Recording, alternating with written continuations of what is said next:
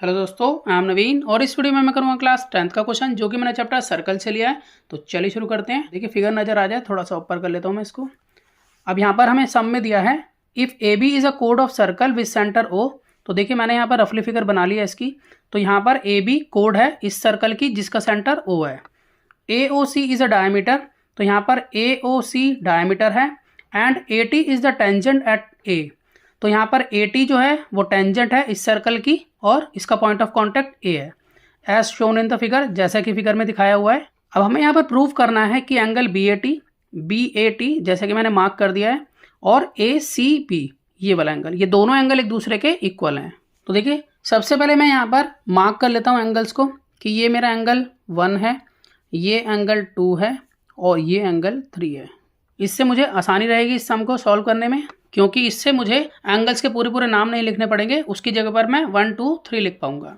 अब देखिए कोई भी सर्कल है अगर और उसका डायमीटर है, सपोज कीजिए सेंटर है, ये डायमीटर है। अब डायमीटर से एंगल बनता है अगर जो सरकमफ्रेंस को टच कर रहा है तो वो 90 डिग्री का होता है। तो उसी तरह से अगर हम देखें तो यहाँ पर ए ओ सी डायमीटर है तो एंगल बी जो है वो यहाँ पर 90 डिग्री के इक्वल होगा। तो मैं यहाँ लिख सकता हूँ कि यहाँ पर एंगल 1 होगा 90 डिग्री के इक्वल और इसका मैं रीज़न लिखूंगा angle formed in semi circle is right angle. अब देखिए आगे हम लिख सकते हैं कि angle 1 plus angle 2 plus angle 3, तीनों एंगल अगर हम देखें तो ये 180 डिग्री के बराबर होंगे, क्योंकि ट्रायंगल के सारे एंगल का सम 180 डिग्री होता है। इसको हम बोलते हैं एंगल सम प्रॉपर्टी। अब देखिए एंगल 1 की जगह पर मैं 90 रख सकता हूँ, तो मैं यहाँ पर 90 डिग्री रखूँगा plus angle 2 plus angle 3 equal to 180 degree.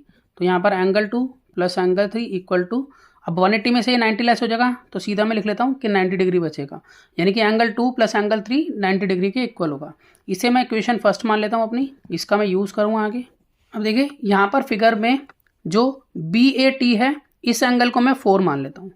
तो यहाँ पर एंगल 3 प्लस एंगल 4 ये दोनों मिलाकर भी 90 डिग्री होंगे, क्योंकि यहाँ पर ए टी एक टेंजेंट है और ओ ए एक रेडियस है। तो जब रेडियस टेंजेंट पर पॉइंट ऑफ कांटेक्ट पर मीट करती है तो वो 90 डिग्री का एंगल बनाती है।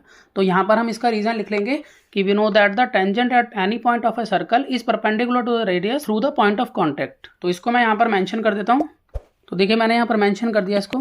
तो 3 + 4 90 डिग्री के इक्वल है, तो ये मेरी होगी इक्वेशन सेकंड। अब देखिए हम इक्वेशन फर्स्ट और इक्वेशन सेकंड को कंपेयरिंग करें तो अगर हम यहाँ देखें तो दोनों ही 90 डिग्री के इक्वल हैं, यानी कि इनका राइट हैंड साइड 90 डिग्री के इक्वल है। अगर इनका राइट हैंड साइड एक दूसरे के इक्वल है तो इनका लेफ्ट हैंड साइड भी तो एक दूसरे के इक्वल होगा। इनका लेफ्ट हैंड साइड यानी कि इसका होगा एंगल 2 प्लस एंगल 3 और इसका होगा एंगल 3 प्लस एंगल 4।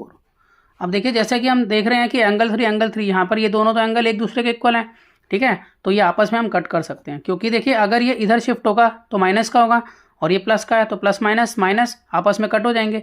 अब यहाँ पर बच जाता है एंगल 2 इक्वल टू एंगल 4। अब बारी आती है फिगर देखने की। तो देखिए फिगर में अगर हम देखें यहाँ पर एंगल 2 अगर हम देखें तो देखिए एंगल 2 है ए सी बी, ठीक है, ये एंगल 2 है और एंगल 4 जो है वो है बी ए टी, और यही हमें सम में प्रूव करना था कि B A T A C B के इक्वल है।